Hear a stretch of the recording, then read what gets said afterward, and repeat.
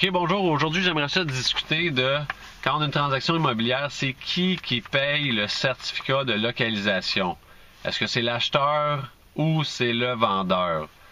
Je vous dirais que dans la grande majorité des cas, c'est le vendeur qui va payer le certificat de localisation.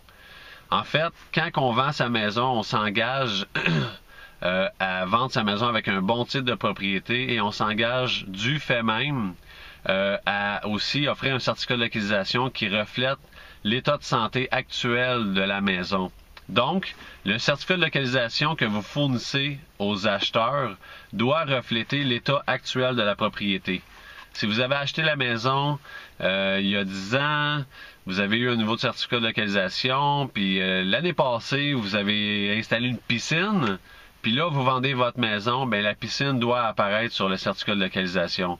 Quand on fait, mettons, on installe une galerie, qu'on fait un agrandissement, on construit un garage, toutes ces choses-là qui apportent une modification à votre propriété, pas changer les planchers, ça, c'est pas grave, ça.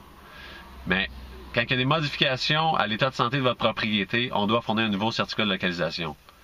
Le cas où, mettons, ce serait l'acheteur qui paierait le certificat de localisation, c'est plus rare, mais c'est justement, si votre certificat de localisation est à date, puis que l'acheteur lui veut absolument en avoir un autre, ben il se le fera faire, puis ce sera à ses frais, tant et aussi longtemps. Dans le fond, ce qui est important, c'est que le vendeur fournisse un certificat qui est à jour. Il peut avoir 10 ans, 15 ans, s'il n'y a eu aucun changement sur votre propriété, votre certificat est encore bon.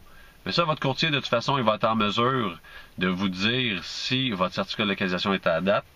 Regardez ici, j'ai une copie des fameux contrats avec l'OASIC quand on prend une maison à vendre. Et puis ici, point 8.5, 8.5 ici, là. Est-ce qu'on voit bien? Ça dit, le vendeur s'engage à fournir à l'agence ou au courtier dans les meilleurs délais, un certificat de localisation décrivant l'état actuel de l'immeuble et le cas échéant, reflétant toute rénovation cadastrale. Donc, votre certificat de localisation, comme je disais, doit refléter l'état actuel de votre propriété. C'était Sébastien Cloutier pour le courtier qui dit vrai.com.